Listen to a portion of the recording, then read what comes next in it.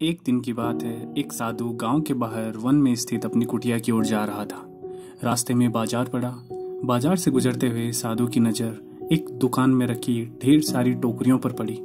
उन टोकरियों में खजूर रखे हुए थे। अब खजूर देखकर साधु का मन ललचा गया। उसके मन में खजूर खाने की इच्छा जाग उठी। उसे खजूर खाने की तलब लगी, किंतु उस समय उसके पास पैसे नहीं थे।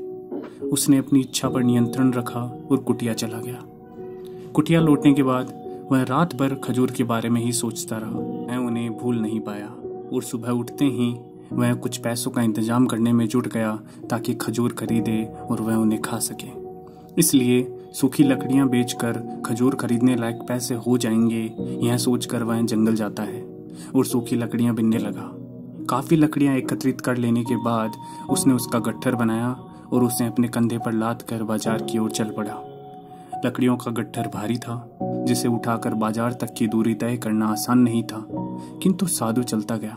थोड़ी देर में उसके कंधे में दर्द होने लगा, इसलिए विश्राम करने वह एक स्थान पर रुक गया। थोड़ी देर विश्राम कर वह पुनः लकड़ियां उठाकर चलने लगा। इसी तरह रुक रुक कर किसी तरह वह लकड़ियों के गट्ठर को बाजार तक पहुंचा देता है। बाजार में उसने बहुत सारी लकड़ियां बेची। अब उसके पास इतने पैसे इकट्ठे हो गए थे कि वह खजूर खरीद सके और उन्हें खा सके। वह बहुत प्रसन्न हुआ और खजूर की दुकान पर पहुंच गया।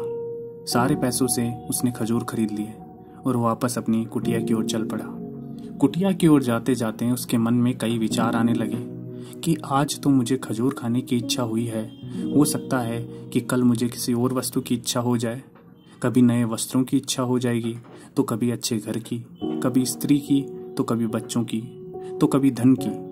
मैं तो साधु व्यक्ति हूँ, इस तरह तो मैं इच्छाओं का दास बन जाऊंगा। यह विचार आते ही उसने अपने मन में खजूर खाने की जो लालसा थी उसे त्याग दिया और पास में चलते एक भिखारी को उसने बुलाया और अपने सारे खजूर उसे दान दे दिए। तो दोस्तों, कहानी का सार है, यदि हम अपनी इच्छाओं के आगे हार जाएंगे तो सदा के लिए अपनी इच्छाओं के दास बन जाएंगे।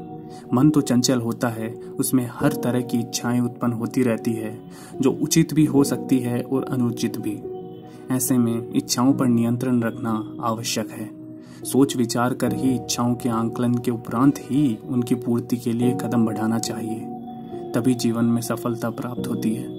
हमें इच्छाओं का दास नहीं बनना है, बल्कि इच्छाओं को अपना दास बनाना है।